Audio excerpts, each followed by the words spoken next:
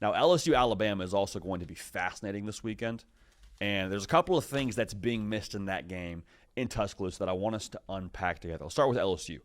The headline take is they're down bad. They're down bad. They're walking in Tuscaloosa, double-digit point dog. Brian Kelly's fired. Everything is going up in flames in Baton Rouge. Maybe so. But I actually think the thing that's being missed is how poised LSU is to maybe have one of their better games of the season, especially on the offensive side. Look at who's in charge for LSU. You have an interim head coach that is your running backs coach, and you now have an individual calling the plays in Alex Atkins, who comes from the offensive line.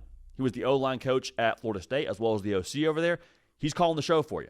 So the reason why that's important, LSU has been a lot of things this year. Imbalanced is probably the thing they've been the most this year. They are 133rd in college football in rushes per game. That's going to change this game. That is going to change in this spot. Frank Wilson being the RB coach and Alex Atkins from the O-line tells me they're going to run the football. And it's a thing where, yeah, they've struggled to run the ball in general this year, but just what I said, they haven't even committed to it. Like Harlem Berry is having a day and a half in the first half against Texas A&M. You're saying, okay, here we go now, Harlem. And then the game kind of gets out of hand, and he gets one touch in the second half? Doesn't make any sense. So I think for LSU, when you look at what Alabama is on the defensive side as well, they're not amazing stopping the run. Giving up 4.5 yards a carry. So if LSU can run the football, and they commit to running the football, what does that mean? You get some balance. You get some balance, that means Garrett Nussmeier will have more opportunities to push the football downfield. I keep on saying this, but I get big Home Alone vibes from LSU this weekend. Left at home, parents out in France or whatever, Brian Kelly's fired, it is what it is, OC's gone, all the pressure is off. We're ordering pizza, we're going in Buzz's room, we're rigging the house with booby traps. I think LSU, for that exact reason, is a little bit extra dangerous this weekend, in addition to running the football and having more for Garrett Nussmeier. Now, is he healthy? I think he's healthier with the bye week. He's going to be healthy enough, I think, to push the football downfield. I think we saw that against A&M with some of the throws that he had that had a little bit more, maybe zip's the wrong word to use, but at least distance with the way that he was pushing the football downfield to Berrien Brown. LSU will be more balanced, will be more feisty, and that's not being talked about nearly enough in this game. Now for Alabama, the headline take is, well, they're just a wagon. They're just going to shred LSU. It'll be no problem. It'll be a clinic. And maybe that happens. Like, these headline takes are all headline takes for a reason. There's some real logic behind them. But I think in this game what's being missed is how much you're going to have to ask of Ty Simpson as a creator. Like, who has had most success against LSU from a quarterback archetype standpoint? LSU struggled with Ole Miss, A&M, and Vanderbilt. Why? Trinidad Chambliss, Diego Pavia, Marcel Reed. What do all three of those quarterbacks have in common? Mobile threats.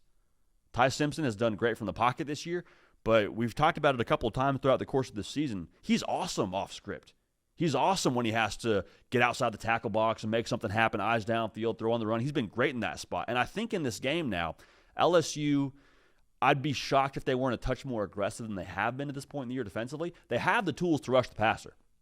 Like, I know Harold Perkins has caught a lot of flack over the course of the year and really his whole career because he had such start to his career as a true freshman where he's wrecking the game against Arkansas and he's doing great things off the edge, and then it's kind of been a little bit more of a quieter showing from him since those moments his freshman year. But, like, he's still a dude off the edge. You still have to block Harold Perkins.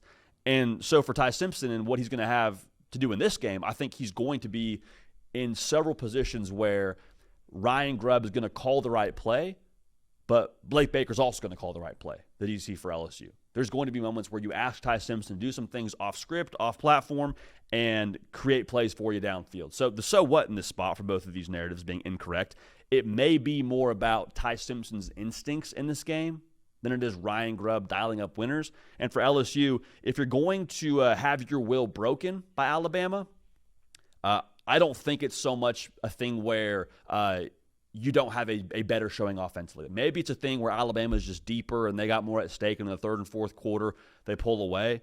But I really do believe we'll see a very frisky LSU, and I think we might see the most dynamic version of them offensively we've seen all year. So if you want to get to this game in Tuscaloosa, the best way to do that is by using Game Time. Game Time bringing you the hard count today. And here's the deal with Game Time. If you want to get to this game, but you're not 110% sure If there's the right price point for you and you want to wait till tickets drop a little bit more in price, you want to wait till the day of the game or the morning of the game, Game Time's got you covered.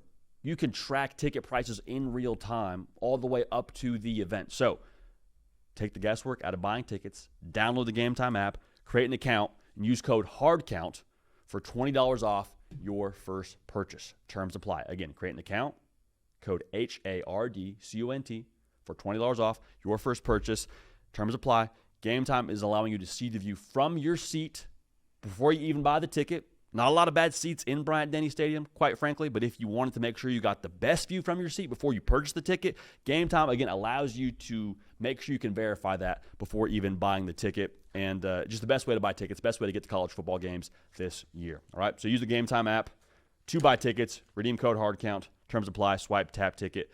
Last minute tickets, lowest prices guaranteed.